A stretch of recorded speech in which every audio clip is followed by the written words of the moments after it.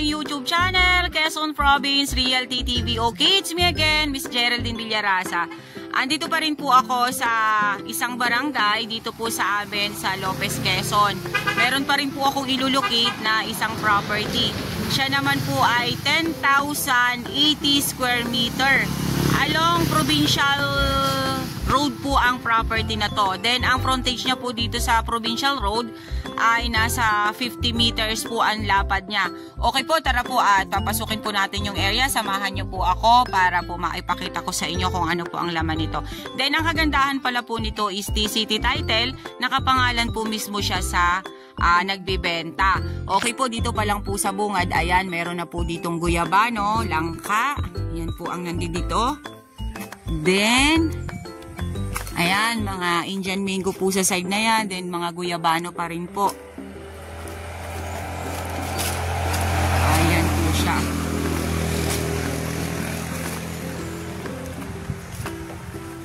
Ang dami po niyang mga guyabano dito sa area. Ayan po, may mga Indian mango pa rin po dito sa side na to.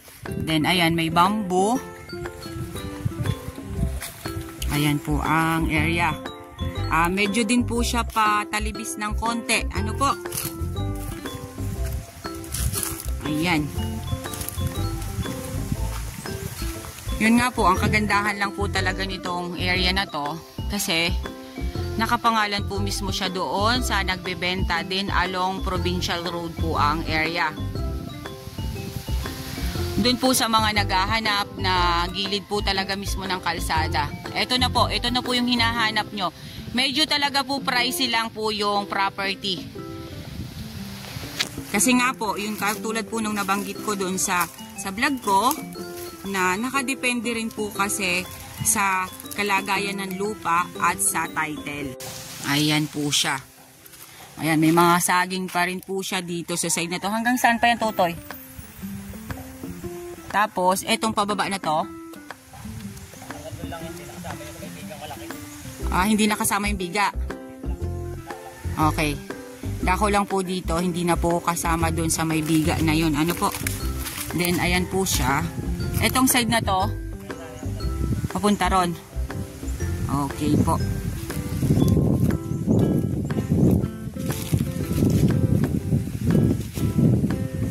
Malinis na malinis po ang dito niya talaga.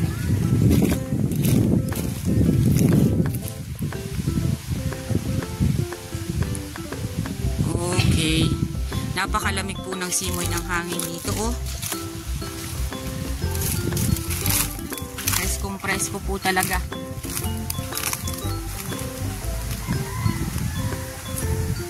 Ayan po ang area. Diyan pong side na yan, yan po yung Provincial Road. Ano po? Then, ayan, makikita naman po natin ang mga nyog. Napakarami po niyang bunga. Ayan po siya, oh.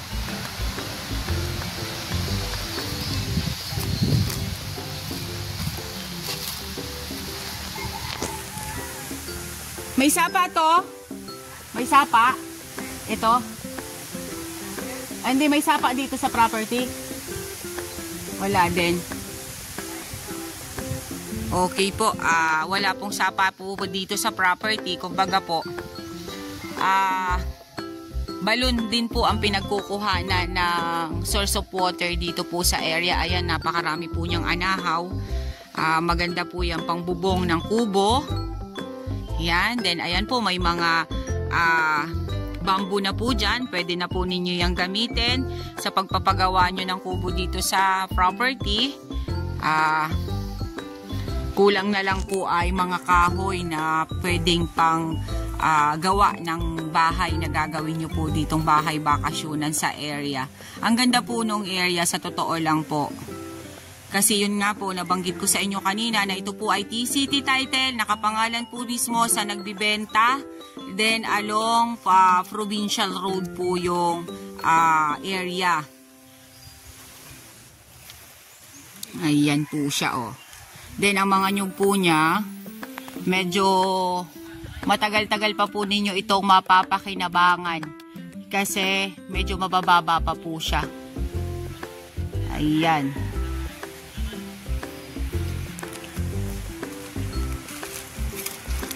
konting improve na lang po ninyo ng property. Pataniman pa rin po ninyo ng mga pangilan-ngilan na fruit bearings para po lalo pa pong gumanda yung area. Yan nga po yung madalas ko po sa inyong sinasabi, pag ang property po ay patalibis, maganda po ang lupa niyan kasi pag kayo po ay nagtanim, hindi po kayo mabubulukan ng puno ng tanim ninyo. Kasi ang tubig po, pag umulan po, ang tubig po ay pababa po dito sa kinatatayuan ko. Yan. Medyo po maliit lang po talaga ang 1 hectare, kaya hindi po natin, kakaunti po ang ating mabibidyo dito. Kasi hindi naman po kalakihan yung area. Ano po? Ayan, makikita lang po ninyo ang mga nyug na yan. Napakarami po pa rin yung mamunga. Ayan, may mga anahaw po dito na mga kawitin. Ang tawag po niyan sa amin ay kawitin pag ganyan na matataas. Matataas na. Yan po yung quality na ang dahon niyan para sa pambahay. Kasi matagal na po yung mapapakinabangan kaysa po dito sa mga ganito na mga bababa pa. Natawag naman po dito sa amin ay tagpasin. Madali lang po siyang masira.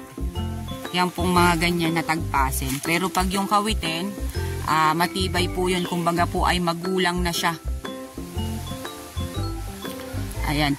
I-relocate naman po itong property na to kung sakasakali pong magustuhan ninyo. Then makikita po ninyo yung hangganan kung saan po talaga. Ano po? Kasi ang 1 hectare po ay nasa 10,000 square meter lang po. Then may pasobra nga po siya na 80 square meter. Ayan po yung papunta doon sa Provincial Road. Ayan po siya, oh.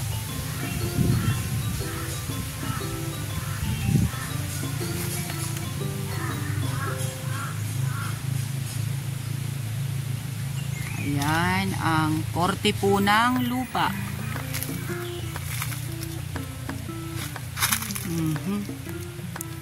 Yan po, may mga Indian mango pa rin po sa side na yan. Yan. Ayan po ang mga nyog niya na talagang napakarami po niyang buwig. Ayan pa rin po ang area.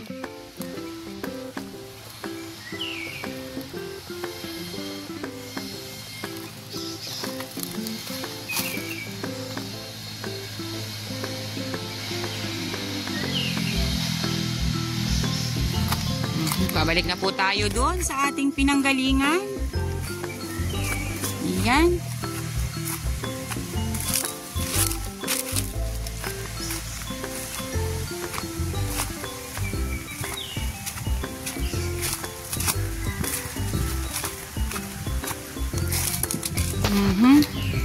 Ayan po ang mga nyug niya.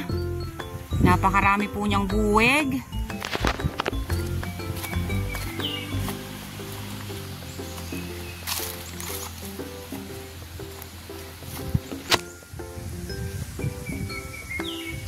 Baka kayo maisama ko sa binibenta ko.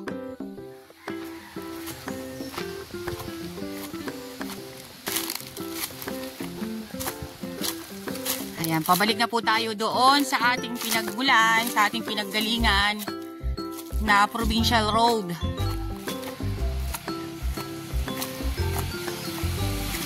Ayan po siya. Dito po sa gilid na to ng Provincial Road, magandang magtayo ng bahay. Ayan po, yung about naman po sa electricity, wala po tayong problema. Ayan, may kable po ng kuryente dito.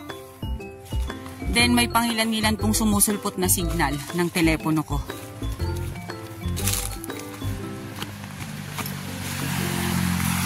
Ayan, dati po ay may lukaran dito, sira na lang talaga siya. Ay naku, hingal na naman po ang inyong lingkod. Okay guys, sabihin nyo na po ang property namin. Dito po ito sa Lopez, Quezon. 10,080 square meter along Provincial Road. Then yun nga po, buhay po ang nasa title.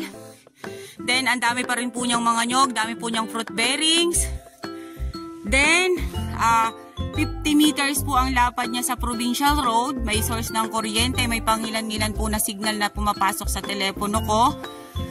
Then, yun nga po, yung about po sa price, mamaya na lang po at kakausapin ko po muna si seller. Ano po, ilalagay ko na lang po sa details ko yung about po sa presyo.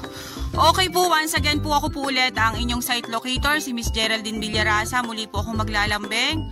Pa-like and share po ng aking mga vlog and pa-subscribe na rin po ng aking YouTube channel, Quezon Province Realty TV. Okay po, thank you po for watching!